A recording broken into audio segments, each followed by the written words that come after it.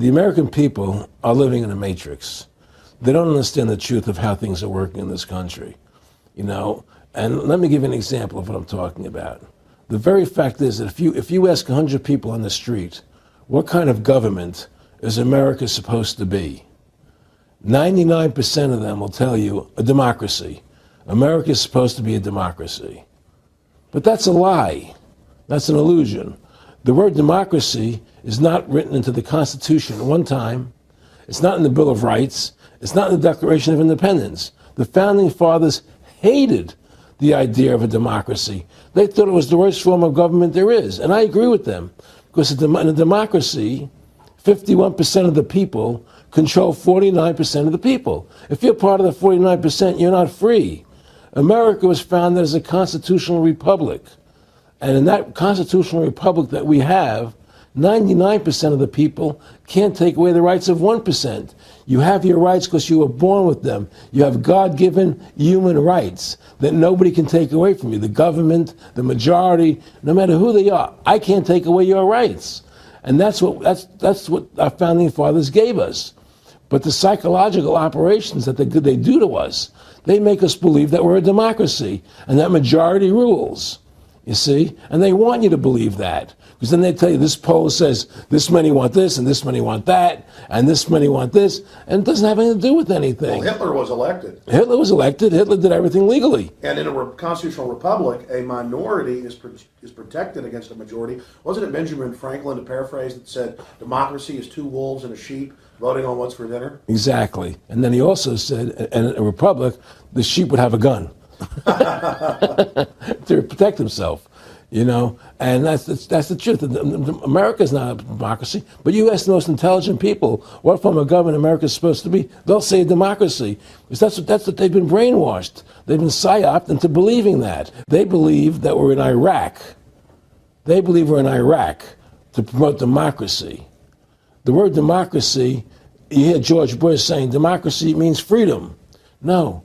Democracy equals New World Order. Democracy equals slavery. The word democracy is not synonymous with freedom. It's the opposite of freedom. Democracy is the worst form of government you can have because it's majority rule. And the government can tell you exactly what they want to tell you to do because the majority wants it. I don't care what the majority wants. I live my life as I choose. And if I don't commit violence, theft, or fraud against another human being, I can live my life as I wish. That's my choice.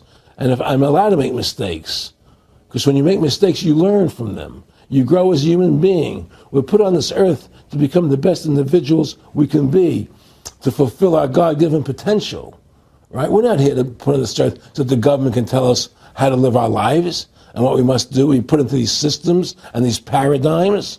No. The same thing in health. You know, if you're sick, you have to have a certain protocol. Nonsense. You know, be individuals. Think for yourself. Have critical thinking. And now what's happened is that through the Federal Reserve System, the bankers have pretty much taken control of our government. It doesn't matter Republican and Democrat anymore because they're both the same. Neither one of them are talking about shutting down the Federal Reserve System or stopping the payment of taxes, you know, or any of the big issues that face Americans, right? So I had a friend, Nick Rockefeller, okay, who was one of the Rockefeller family, and he, when I was running for governor in Nevada, he came to me, introduced himself to me through an attorney, and we became friends. We started talking about things, and I learned an awful lot from Mr. Rockefeller. And one of the things that we used to talk about was the ultimate plan of the banking industry, what they wanted to accomplish. And the goals of the banking industry, not just the Federal Reserve System, but the private banks in Germany and England, all over Italy, all over the world, they all work together. They're all central banks. And they're all part of the Communist Manifesto. You know, central banking is one of the major planks of the Communist Manifesto. We talk about America being a capitalistic country, but yet at the same time we have a central bank that plans everything for us, right? And the graduated income tax is another plank of the Communist Manifesto, right? So right there you have two major planks of the Communist Manifesto that have been brought in because of the Federal Reserve System. Okay? So the ultimate goal that these people have in mind is the goal to create a one world government run by the banking industry, run by the bankers, and they're doing it in sections. The European currency, the euro, and the European Constitution is one part of it. Now they're trying to do it in America with the North American Union, right? And they want to create a new currency called the Amero, right?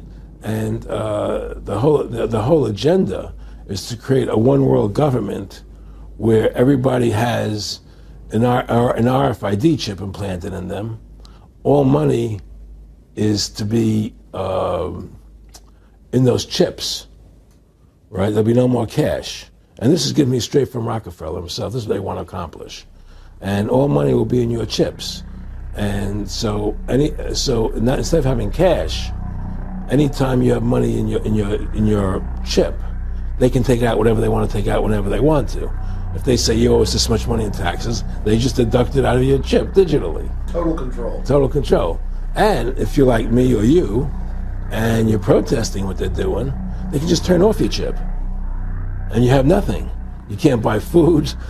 You can't do anything. It's total control of the Eric, people. can you be specific about when you met Rockefeller, how it happened in these discussions? I met Rockefeller through a female attorney I knew who called me up one day and said, one of the Rockefellers would like to meet you. I had made a video called Mad as Hell, and he'd seen the video and wanted to meet me and knew I was running for governor of Nevada. So sure, I'd love to meet him. And I met him and I liked him, and he was a very, very smart man. And we used to talk and share ideas and thoughts.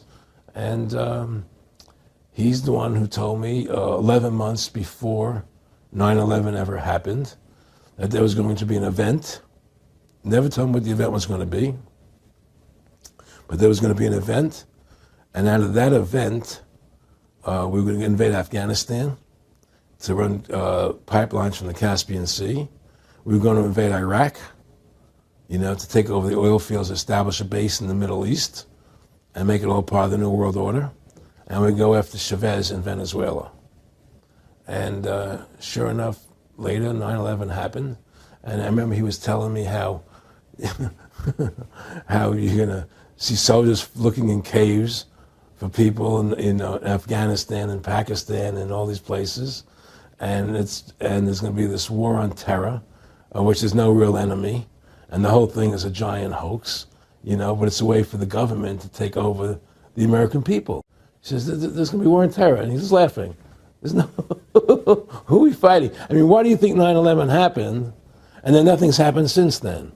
Do you think that our security is so great here that these people who pulled off 9/11, who were able to, can't knock down another plane? Come on, it's ridiculous.